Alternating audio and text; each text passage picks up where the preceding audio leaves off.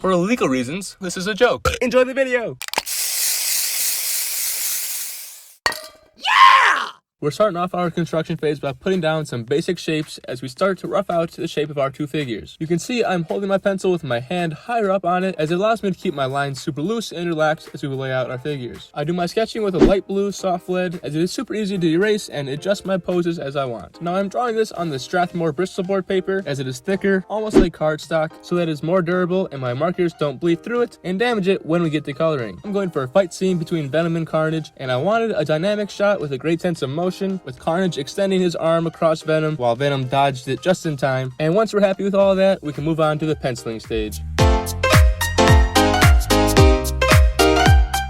I start off with Carnage's head first, blocking in the jaw shape and filling in his needle-like teeth. I then go on and further refine my figure while keeping it fairly simple, as Carnage's design doesn't really allow detailed musculature to show through as much, but we'll add his design later.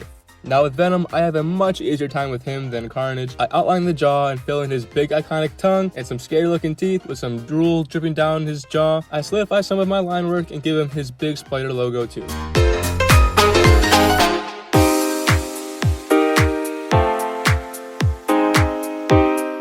Now here I'm using a Stabler mechanical case with 2H lead in it, which is a very common lead that a lot of comic book artists use because it's a harder lead so it doesn't smudge as easily and they can create super clean and neat work. Now for shading, I typically take this as the chance to define a lot of the musculature, but Carnage is a bit different. His character design typically doesn't really show a lot of shadows, but instead has this fluctuating red and black design, but we can use this in a way that may still allude to some muscles and help separate the various parts of the figure. You can see this in his shoulder. As you see, I used the black portion of his suit in a somewhat similar way that I might shade it, while still adding some of the typical characteristics of his design. I also give him tons of spikes and tendrils shooting off all over him, which just makes him look that much more creepy and evil. Now for Venom, I can shade him as I normally do, with this being the time that I can add a lot of the musculature definition and harsh shadows to really pronounce the various muscle groups.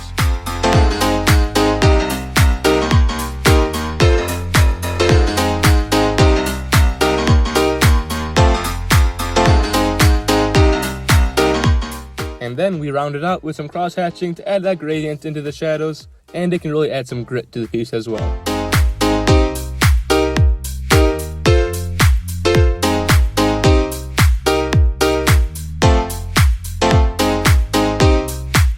We begin by simply going over the outlines of our figure and just trying to make it look as clean and as solid as possible. Really just trying to solidify the silhouettes. I then go back around with a slightly thicker marker to outline where the heavy blacks are going to be. I'm really just doing this because I feel like some of my line work was a bit muddy, so I just wanted to go back and clean it up before I add the large blacked out sections. Now I do all my line work with these micron ink markers. They range in various sizes so you can get as neat and detailed as you want. I also use these Faber-Castell markers to add in my heavier shadows as they come in larger sizes and can fill in big spaces much easier, which we're gonna do right now. I'm trying to be as precise as possible with my shadows as there is no going back with it, so I encourage you to really take your time with this part. This face really adds a whole lot to the piece in my opinion. It's a major part of Carnage's design and really accentuates the crazy pattern he has. Specifically with his head, I wasn't really too sure how much I liked how it turned out, but once I got all the blacks filled in, I was much more happy with it, and I think it really looks like classic comic book Carnage.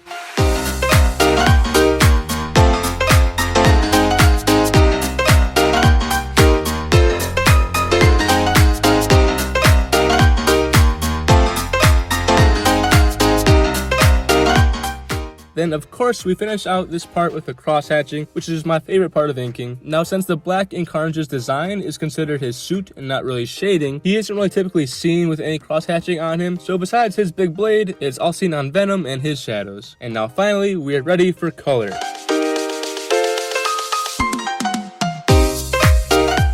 We are going to be using Ohuhu markers for this piece. Now these are great and affordable double-sided markers, with one side being a chiseled tip and the other side is a brush tip. So we start off with a base tone of red all over Carnage before going back and adding our darker tone. Now these are alcohol-based markers, which allows you to mix them and create a really nice gradient. You can see that here as I lay down my base tone first, followed by a darker tone in places that the light might not hit as much. Then you go back to your original base tone marker and blend the two tones together, and it creates a very nice gradient effect. This can help add more depth to your piece, and with someone like Carnage who doesn't have traditional shadows with ink, this is a way you can still accentuate some sort of lighting.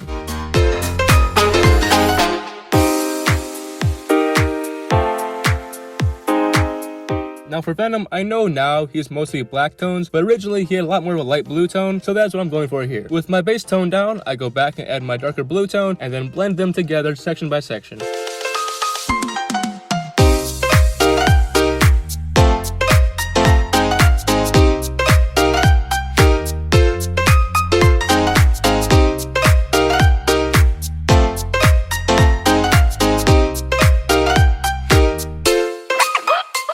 I finish off the coloring with Venom's gums, tongue, and a little spittle before moving on to our final step, which is adding a thicker outline around our figures. This will solidify our characters, it'll clean up our edges, and it'll really make them pop off the page. And now, cue the epic reveal shots.